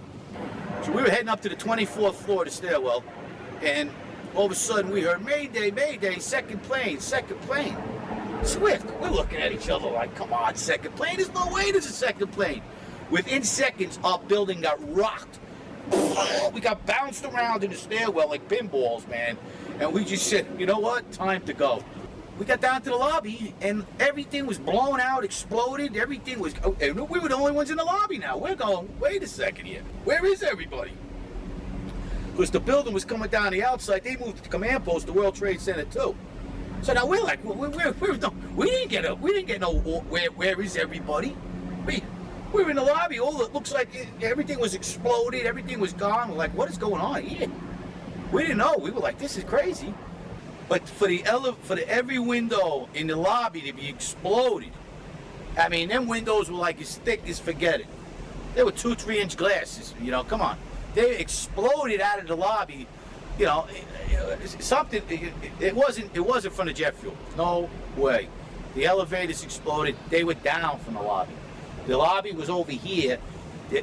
That should never have happened. Something would happen there, and that wasn't. We came down. It looked like a bomb went off in the lobby. There was no fire. It just looked like a bomb went off. So, how was the largest and most puzzling architectural failure in history treated? The steel from the World Trade Center was mostly shipped overseas, eliminating any possibility of independent investigations. New York City's Department of Design and Construction contracted 4 companies for debris removal. Each was assigned a specific zone and controlled and monitored by a 3-person team. The operation was so controlled that in November, each dump truck used for removal of debris was fitted with a GPS locator. One driver took an extended lunch break and was dismissed from the job. By April 2002, over 185,000 tons of debris had been removed from Ground Zero. FEMA's Building Performance Assessment Team was not even granted access to Ground Zero. They were granted a tour of the site in early October, but were forbidden from collecting samples or examining blueprints. Out of hundreds of thousands of pieces of steel, 150 were preserved at Fresh Kills landfill, from where FEMA conducted its investigation. When the Twin Towers came down, they released over 500 tons of pulverized asbestos into lower Manhattan, along with lead, barium, mercury, chromium, copper, and several other toxic chemicals. 425,000 cubic yards of concrete is pulverized. 600,000 square feet of glass is turned into dust. During the World Trade Center's construction, spray-on fireproofing comprised of concrete and asbestos was placed on the core columns. When asbestos was outlawed in 1971, they ceased this procedure at the 64th floor of the South Tower. The Port Authority eventually realized that the asbestos presented a problem, and demolition was not an option. In 1989, the Port Authority estimated the removal of asbestos from both the World Trade Center and LaGuardia Airport would have cost up to $1 billion. By 2001, the cost for the World Trade Center buildings alone would have met or exceeded $1 billion. This money would sadly not be needed. Although it was clear that the air was not safe to breathe, the public was urged to return to Lower Manhattan. Wall Street opened back up on September 17th, and children were allowed to go back to school. Firefighters, police, and rescue workers were allowed to toil in lethal conditions using paper masks from Home Depot, while government officials walked around in hazmat suits. My name's John Field. I was hurt at Ground Zero during the cleanup.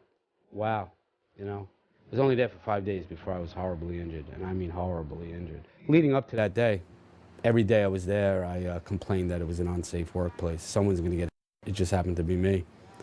But I let everybody know that someone will get hurt. I was there for 5.5 days. Nobody told me to wear a mask once. Nobody gave a shit when that piece of steel altered my life. But like the thousands that are suffering and sick, I didn't roll over and play dead. And I know human life takes a backseat to the almighty dollar, and that's what makes this country roll and run, is the almighty dollar. But you guys somewhere along the line lost your credibility with me. The Environmental Protection Agency, under direct orders from the White House, told New Yorkers that the air was safe to breathe. The administrator at the time, Christine Whitman, issued an internal memo on September 12th, declaring that all statements to the media should be cleared through the National Security Council before they are released. So what happened? The White House changed EPA press releases to add reassuring statements and delete cautionary ones. September 13th, the EPA draft release, never released to the public, says EPA testing terrorized sites for environmental hazards. The White House changes that to EPA reassures public about environmental hazards. September 16th, the EPA draft says recent samples of dust on Water Street show higher levels of asbestos. The White House version? New samples confirm ambient air quality meets OSHA standards and is not a cause for public concern. And the White House leaves out entirely this warning, that air samples raise concerns for cleanup workers and office workers near Water Street. Why all these changes? We were told that a desire to reopen Wall Street and national security concerns were the reasons for changing the press releases. Christy Todd Whitman should be in jail for manslaughter. Christy, go to jail. Do not piss. Go. Just go to jail. Lock yourself up. When I said that, everybody said, don't you think that's a little harsh? And I said, no. 6 months later, every politician was saying it. Everybody was saying it like it was like saying hi. I pat myself on the back for having the nerve and the audacity to say that. She took orders from Condoleezza Rice, who took orders from the White House. They knew the air was bad. They lied. You should go to jail for manslaughter. For every time somebody dies. James Sedroga, Don Jones, Tim Keller, my close personal friend who I had to go to his funeral, Officer Borgia, and the many more that have died. I take this personally now. I take it real personal. You got an ex-mayor running for president who claims he helped us. Standing on a pile with a bullhorn, Mr. President and Mr. Giuliani, does not constitute helping anybody. At all. The EPA's public release assured people that there was no significant level of asbestos in the air, and that instead of evacuating, they could clean their homes with a wet rag. More people will die post 9/11 from these illnesses than died on the day itself. By 2006, 70% of the 40,000 Ground Zero workers had developed respiratory problems. Hundreds of them had developed cancer, and over 80 had died.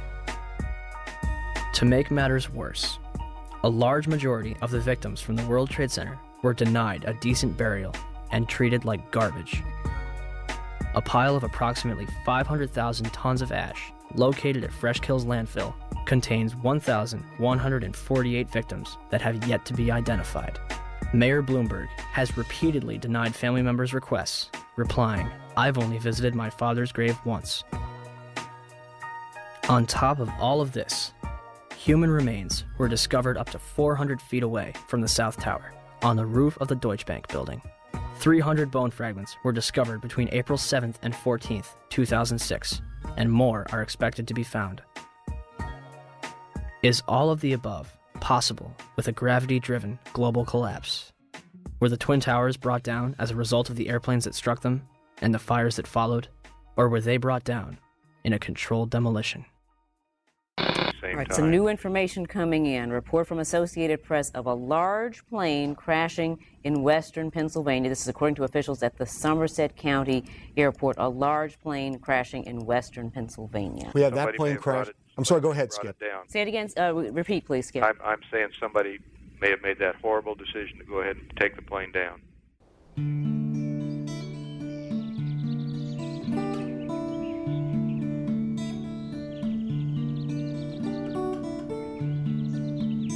10:03 a.m., Shanksville, Pennsylvania. United Airlines Flight 93 allegedly plows into an abandoned strip mine at 580 miles per hour. 20 minutes flying time from Washington, D.C.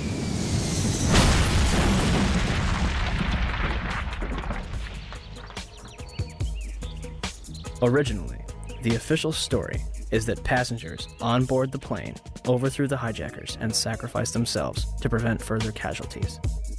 The 9/11 Commission will later conclude that hijacker Ziad Jarrah, anticipating a cockpit overthrow, crashes the plane into the ground. Debris from Flight 93 was found considerable distances from the crash site. The debris here is spread over a 3 to 4 mile radius, which has now been completely sealed off and is being treated, according to the FBI, as a crime scene. This is one of those cases where the pictures really do tell the story, that sort of the most horrifying aspect of this particular crash scene is how little debris is visible. That's really all you see is a large crater in the ground and just tiny, tiny bits of debris. There has been at least one report that the investigators out there, and there are hundreds of them, as I said tonight, have found nothing larger than a phone book. Well, Darren, in the last hour or so, the FBI and the state police here have confirmed that they have cordoned off a second area about 6 to 8 miles away from the crater here where this plane went down. This is apparently another debris site, which raises a number of questions. Why would debris from the plane, and they identified it specifically as being from this plane, why would debris be located 6 miles away? Could it have blown that far away? Seems highly unlikely. Almost all the debris found at this site is within 100 yards, 200 yards away. So it raises some questions. We don't want to over-speculate, of course. It seems to me, from covering a number of plane crashes on the scene, that if nothing else, you can say this is not typical for a plane crash to be spread across an area this large. It certainly doesn't make sense because most of the debris has been found in a very compact area within 100 yards, 200 yards, maybe a little beyond that. And then all of a sudden they're telling us 6 miles away they have another concentration of debris. They say it's very small pieces. Most of these are very small pieces. Most of the pieces here are no bigger than the size of a briefcase, they say, and the pieces 6 miles away maybe even smaller than that. Behind me, and so Did they find a plane in Shanksville? within the last hour. I want to get quickly to Chris Kanicki. He was back there just a couple of minutes ago, and Chris, I've seen the pictures. It looks like there's nothing there except for a hole in the ground. Basically, that's right. The only thing you could see from where we were was a big gouge in the earth and some broken trees. From where we could see, there wasn't much left. Any large pieces of debris at all? No, there was nothing that you could distinguish that a plane had crashed there. Smoke, fire?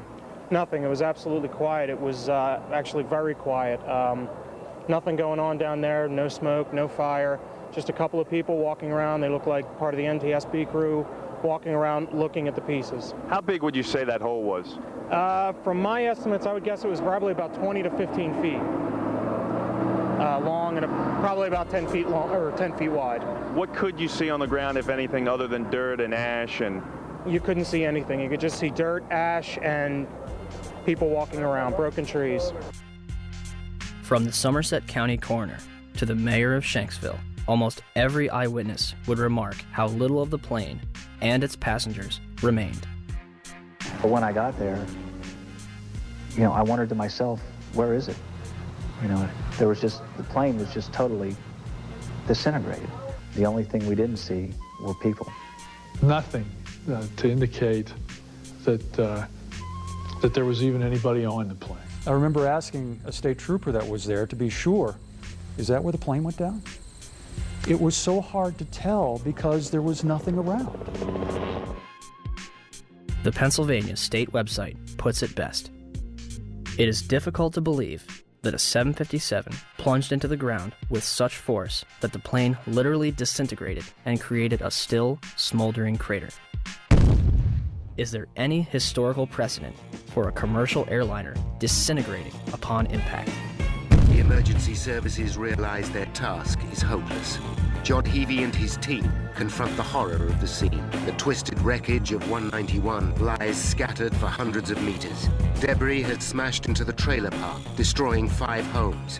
In 1988, Pan Am 103 exploded in mid-air over the town of Lockerbie in Scotland, killing 270 people. Terrorists checked a bag containing a bomb into the hold, but didn't board the plane. The sea below them is on fire.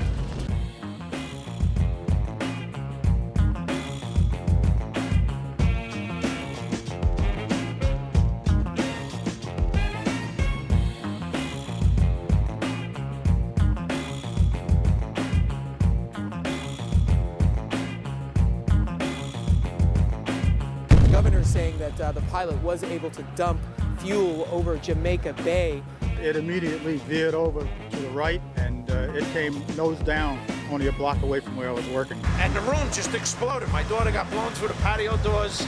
My wife got blown into the living room, and I got blown out the patio doors behind my daughter. Several blocks away from the primary crash scene, the aircraft may have been rocked by vibrations severe enough to knock the engines off the wings. Jim, let me just tell our audience what you're looking at. These are from Jamaica Bay. This is clearly a part of the plane. Yes, that would be the horizontal stabilizer, the vertical tail fin on the back of the airplane.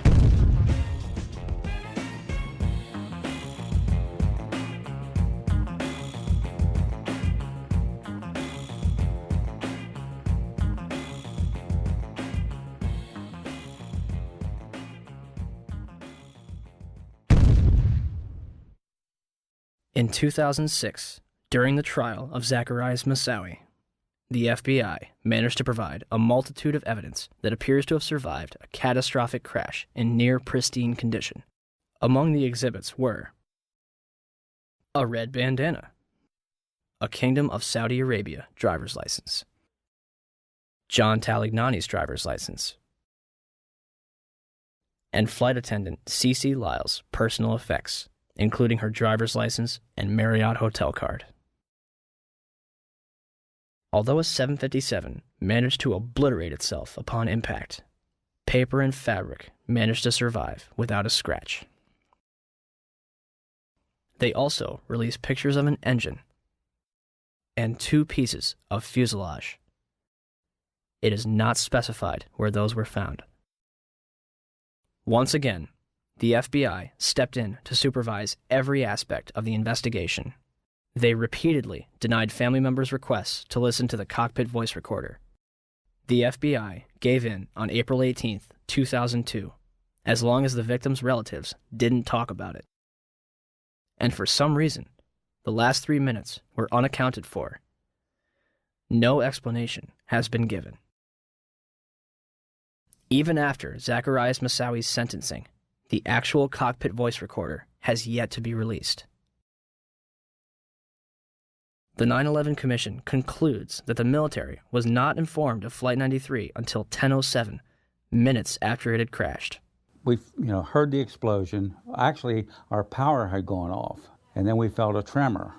We had just gotten up, and the next thing I know, it sounded like a missile came across our house. I mean, they were going that fast. It was flying. It was coming from that direction. I have no idea what it was. Oh no, it wasn't. It wasn't the aircraft that crashed. No, It's hard for me to believe that they did not know about that aircraft until 10:07. That's difficult for me to believe. Despite the discussions about military assistance, no one from FAA headquarters requested military assistance regarding United 93, nor did any manager at FAA headquarters pass any of the information it had about United 93 to the military. A year after 9/11, military officials were telling an entirely different story, that Flight 93 was being tracked. In the Pentagon Command Center, there's a report of another hijacked plane, United Airlines Flight 93. We received a report from the FAA that Flight 93 had turned off its transponder, had turned, and was now heading towards Washington, D.C. The decision was made to try to go intercept Flight 93. The rules have changed. We could do something about it now. Colonel Bob Marr is in command at the Northeast Air Defense Sector base in Rome, New York.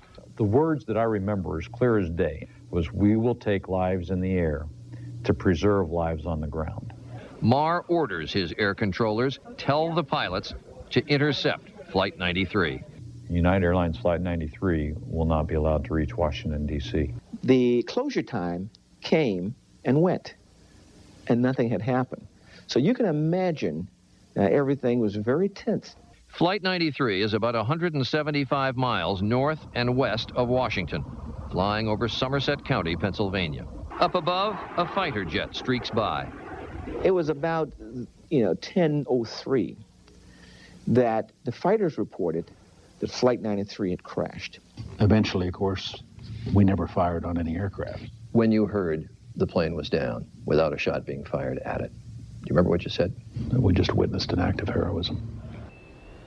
Was Flight 93 downed by hijackers in an open field in Shanksville, Pennsylvania? Or is the truth being withheld from the public?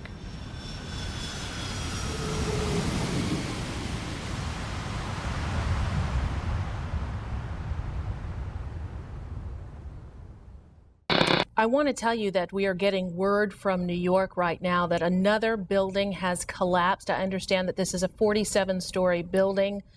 It's Building 7 of the World Trade Center, we understand, has collapsed in New York, and there you saw a video of it. Now, whether we don't even know whether this was something that was engineered for safety reasons or it just happened.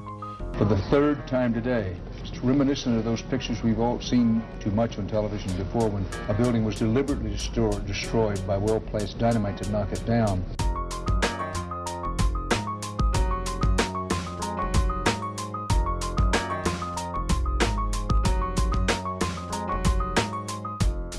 In 1984, construction began on World Trade Center Building 7, a 47-story office building, 570 feet tall, and 300 feet away from the North Tower. It opened to the public in 1987 and housed offices for Department of Defense, Securities and Exchange Commission, and the Internal Revenue Service. Building 7 was considered the Central Intelligence Agency's largest station outside of Washington, D.C., and was also the Secret Service's biggest field office. Numerous cases would be closed due to its destruction.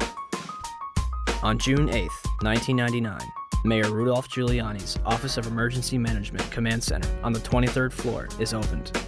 The command center on the 23rd floor is bulletproof and bomb resistant, with its own air supply and generators. It's linked to city airports, the Coast Guard, and the Pentagon. Computers will soon have detailed blueprints of every major building in New York City, as well as evacuation routes. Hurricanes and heat waves would be handled here, as well as terrorist attacks. Though New York officials say their facility is not impenetrable, they're confident it could handle even the worst crisis imaginable. Deborah Fayerick for CNN, New York. The 50,000 square foot center has reinforced, bulletproof, and bomb-resistant walls, its own air supply and water tank, beds and showers, and 3 backup generators. It has countless monitors which oversee police and fire department responses, and it is staffed around the clock. Hours before the first plane would strike the World Trade Center, Building 7's alarm system would be placed on test status at 6:47 a.m. for a scheduled period of 8 hours. This normally occurs during maintenance, and any fire alarms from the building are disregarded. After the second plane strikes the South Tower, the building's power is shut off and its tenants are evacuated. The major fires in World Trade Center 7 were as follows. On the east face, between floors 11 and 12. On the north face, on floors 7 and 12.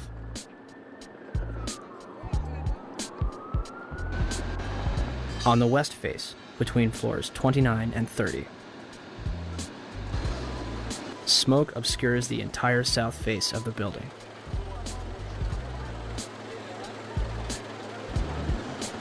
By 3 p.m., Chief Daniel Nigro of the FDNY had set up a collapse zone around Building 7. After 4 p.m., news outlets began reporting that the building had collapsed.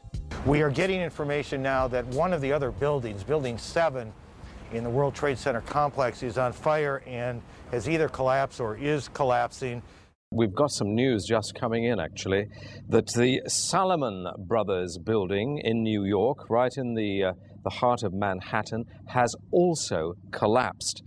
Now, more on the latest building collapse in New York. You might have heard a few moments ago, I was talking about the Salomon Brothers building collapsing. And indeed it has. Apparently that's only a few hundred yards away from where the World Trade Center towers were. And it seems that this was not a result of a new attack. It was because the building had been weakened during this morning's attacks. We'll probably find out more now about that from our correspondent, Jane Stanley. Presumably there were very few people in the Salomon building when it collapsed. I mean, there were, I suppose, fears of possible further collapses around the area. That's what you would hope, because this whole downtown area behind me has been completely sealed off and evacuated, apart from the emergency workers. That was done by the mayor, Rudy Giuliani. Jane, I think many of us, when we heard the news, perhaps on the radio earlier today, were completely flabbergasted by it and just couldn't comprehend it. I mean, it almost sounded too far-fetched. I was wondering what it's felt like for you being in Manhattan. Well, unfortunately, I think we've lost the line with Jane Stanley in Manhattan. Perhaps we can rejoin her and follow that up later. Where did CNN and BBC get their information, especially considering the building was still standing directly behind their reporters? The collapse of the building at 5:20 p.m. would cause speculation as to how it fell. The collapse of the main structure takes place in approximately 6.5 seconds, and the building falls symmetrically into its own footprint, barely damaging the surrounding structures. It will create a pyroclastic cloud that mushrooms down surrounding streets. Initially, it is assumed that the building's diesel tank may have been responsible for the collapse. The Federal Emergency Management Agency's report in 2002 will state that the specifics of the fires in WTC 7 and how they caused the building to collapse remain unknown at this time. FEMA does analyze the collapse of Building 7, but then they say our best hypothesis has only a low probability of occurrence. This needs further investigation, and I certainly agree with them on that. Then NIST is handed the ball. It's kind of a hot potato. Okay, NIST, you explain the collapse of World Trade Center 7, this rapid, straight-down collapse of this 47-story skyscraper. Sadly, by this time, virtually all structural steel from Ground Zero had been recycled, and no steel was recovered from Building 7 for investigation. As of this date, NIST is still working on their final report. NIST decoupled the study of the collapse of Building 7 from the analysis of the collapse of the towers. So now it's sitting over here. The report on the collapse of Building 7 from NIST is long overdue. We're still waiting for it, hoping they have an explanation. We are looking at it. There's actually a very good write-up recently from Controlled Demolition Experts, which you probably ought to read. We haven't finished the investigation yet, so I'm not at liberty to talk about any intermediate findings. The collapse is assumed to be caused by a combination of fire and structural damage. Did any other surrounding buildings suffer a complete collapse at near freefall speed? Building 3, a 22-story building directly below the Twin Towers, was split in half by the South Tower's collapse. Although the building was severely crushed by falling debris, the structure remained standing. Building 4, a 9-story building east of the South Tower, was almost completely destroyed. The remaining structure did not collapse. Building 5, a 9-story building east of the North Tower, suffered from severe fires and structural damage. Building 6, an 8-story building between the North Tower and Building 7, suffered a giant gouge in its roof and severe fires. Neither Building 5 or 6 suffered global collapse. Neither did the Deutsche Bank building, which stands to this day and is currently being demolished beam by beam. Neither did the Millennium Hotel across the street. Building 7 burns over a number of floors and suffers structural damage to its south face before collapsing completely to the ground. Did anything occur inside the building that might cause a collapse?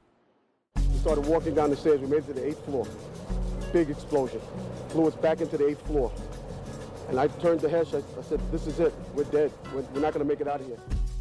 And we have Frank Uciardo back on the phone with us, Brenda, with some New York City officials. Frank, go ahead. That's right. I'm standing here right now just off Broadway by City Hall with Michael Hess, who is the city's corporation counsel. Mr. Hess, you were trapped in, I believe, 7 World Trade Center. Go ahead, sir. Yes, I was. I was up in the emergency management center on the 23rd floor, and when all the power went out in the building, another gentleman and I walked down to the 8th floor where there was an explosion, and we've been trapped on the 8th floor with smoke, thick smoke all around us for about an hour and a half. But the New York Fire Department, as terrific as they are, just came and got us out. Their experience is mentioned by NIST's interim report on Building 7. However, the authors claim it is the collapse of the North Tower. The glass on the ground floor was not even blown out. Would debris and smoke rushing up the stairway be described as an explosion? So, we have a 47-story steel-framed skyscraper, which housed various government agencies and numerous important documents, damaged less than the other World Trade Center buildings. At 5:20 p.m., all structural elements inside Building 7 simultaneously fail, and it collapses symmetrically, imploding into a pile of rubble. This building had 81 columns, 24 core and 57 perimeter, running from the basement to the roof. For the building to have collapsed the way it did, all 81 of these columns had to collapse simultaneously.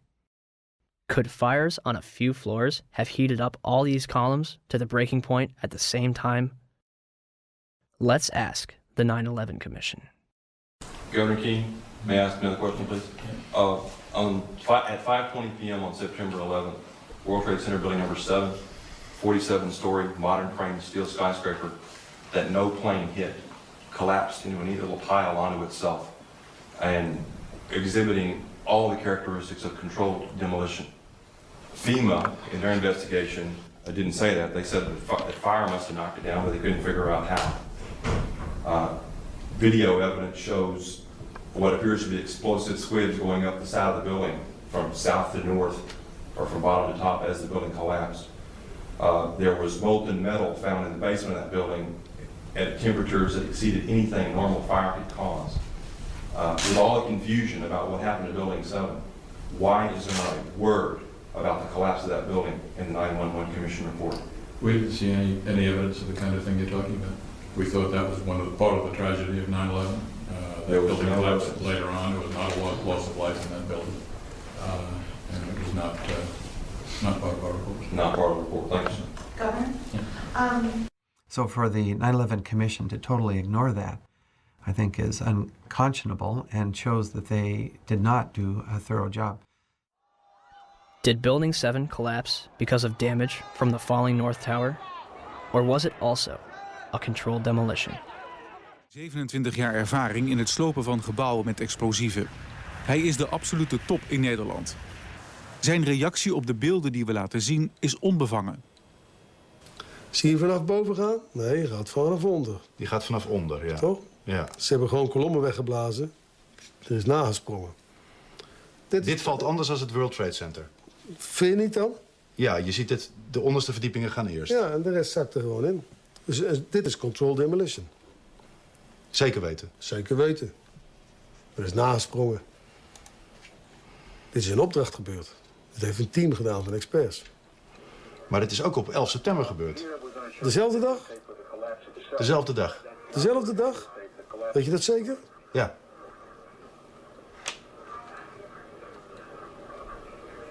Was het zeker weten de 11e? Dat kan geen waar zijn.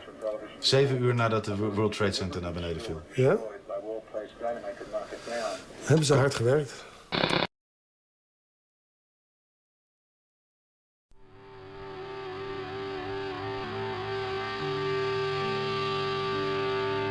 In the aftermath of 9/11, citizens and politicians alike would demand that steps be taken to ensure such attacks never happen again.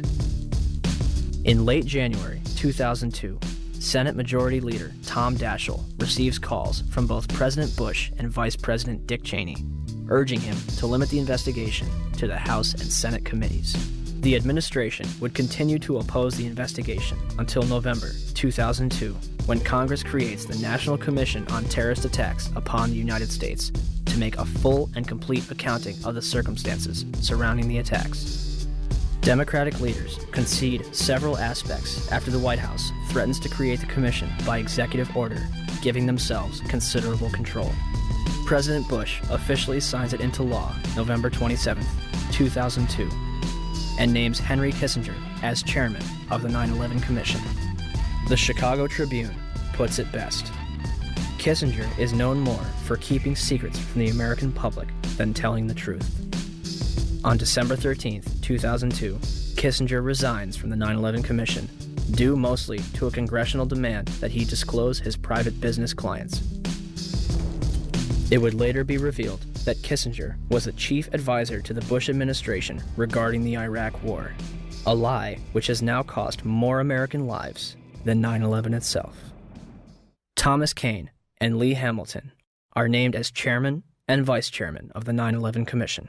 By December 16, 2002, the 10 initial members of the 9/11 Commission have been appointed.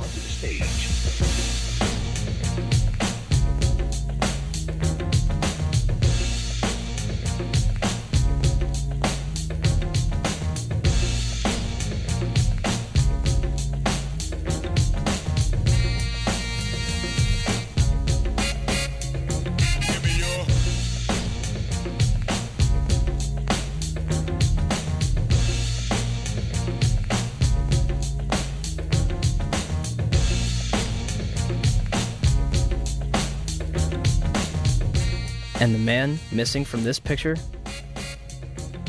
Philip Zelikow, Executive Director. He would shape both the commission and its final report.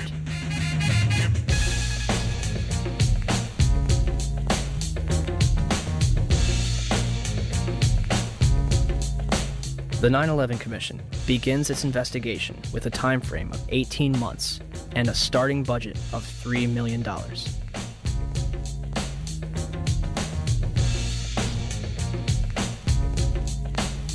January 27, 2003. The 9/11 Commission holds its first hearing in Washington, D.C.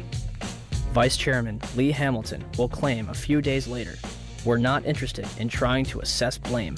We do not consider that part of the Commission's responsibility." March 26, 2003. The Bush administration denies the Commission's request for an additional $11 million in funding. 3 days later, the Commission is offered $9 million, and they accept. In April 2004, President Bush agrees to testify before the 9/11 Commission, but only if Vice President Dick Cheney joins in. Why did they insist on appearing together? The 9/11 Commission wants to ask us questions. That's why we're meeting, and I look forward to meeting with them and answering their questions. I was asking why you're appearing together rather than separately, which was their request. Because it's a good chance for both of us to answer questions that the 9/11 Commission is looking forward to asking us, and I'm looking forward to answering them. On April 29, 2004, behind closed doors, President Bush and Vice President Dick Cheney appear together before the 9/11 Commission for approximately 3 hours. They are not placed under oath, their testimony is not recorded, and the Commission's notes are subject to White House censorship. President, as you know, a lot of critics suggested that you wanted to appear jointly with the Vice President so that you two could keep your story straight or something. Yeah. Could you tell us what you think of the value of appearing together and how you would answer those critics? Yeah, first of all, look, I mean, if we had something to hide, we wouldn't have met with them in the first place. I came away good about the session. I think they found it to be useful. Yeah, Adam. Mr. President, Yes. don't you think that the families deserve to have a transcript or to be able to see what Adam, you you said? asked me that question yesterday. For an I answer got the today. same answer, yeah. May 19th, 2004. Rudolph Giuliani testifies before the 9/11 Commission. We will now hear from our first witness, the very distinguished former mayor of New York City, Rudy Giuliani. Mayor Giuliani, would you please rise and raise your right hand so I can place you under oath? And the fact that so many of them interpreted it that way kept a much calmer situation and a much better evacuation. These people.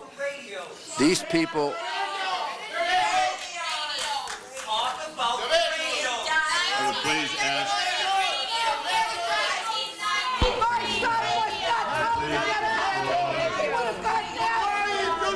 My son was murdered!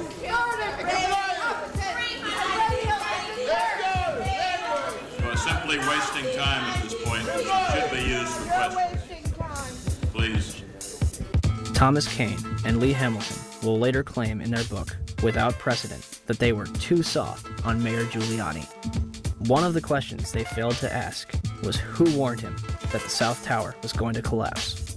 Mr. Mayor, can you hear me? I can, Peter. Are you talking about did you go immediately to the Office of Emergency Management? I went down to the scene and we set up headquarters at 75 Barclay Street, which was right there with the police commissioner, the fire commissioner, and we were operating out of there when we were told that the World Trade Center was going to collapse. And it did collapse before we could actually get out of the building. Who didn't warn everyone in the building? I admire that greatly, and I think that may very well be one of the reasons for your leadership and your cooperation with this commission. Thank you. God bless you.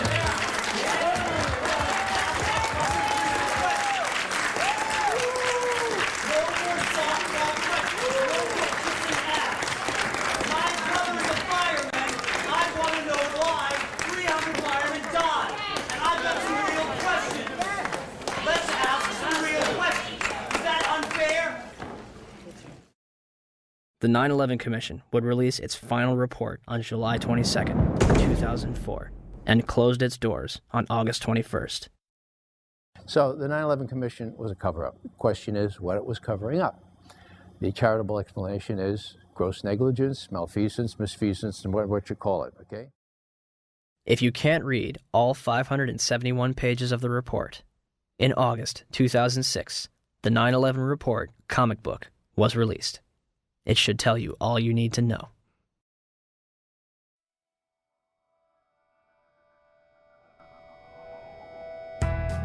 On the morning of September 11th, 19 Arabs boarded 4 commercial airliners at 3 different airports and crashed them into the World Trade Center and the Pentagon, with 0 military intervention. Or, we have been and continue to be lied to about the events of September 11th, and that elements within the United States government and mainstream media continue to cover up the truth. These are the same people that lied about weapons of mass destruction. They endorsed a lie that's killed several 100,000 innocent people overseas. Could they also endorse a lie that killed almost 3,000 innocent people in our own country? Our entire foreign and domestic policy has been based upon the events of September 11th. It has enabled the passage of Patriot Act 1 and 2, established the Department of Homeland Security, facilitated the invasions of Afghanistan and Iraq, and used to pass the Military Commissions Act which officially ended habeas corpus. Habeas corpus in Latin means you have the body. It's a provision in the law where no one can just scoop up someone, put them in a black hole, and keep them there without that person having the right to appeal to a court and say, you have the body, now what do you charge this person with, and what redress does he or she have? As well as domestic surveillance, all in the name of fighting terrorism. And who ends up paying for all this? You do. Your children do. When President Bush entered office, he inherited a $284 billion surplus. His administration is now responsible for 4 out of the top 5 deficits in history. The 5th place belongs to his father. As of November 2nd, 2005, the Bush administration had borrowed more from foreign nations than all previous administrations combined. From 1776 to 2000, 42 presidents borrowed a total of $1.01 trillion from foreign governments and institutions. From 2001 to 2005, the Bush administration alone borrowed $1.05 trillion. Where does this money go? The government designed by the people, for the people, has turned its back on us. Or have we turned our backs on it? They spy on us. They torture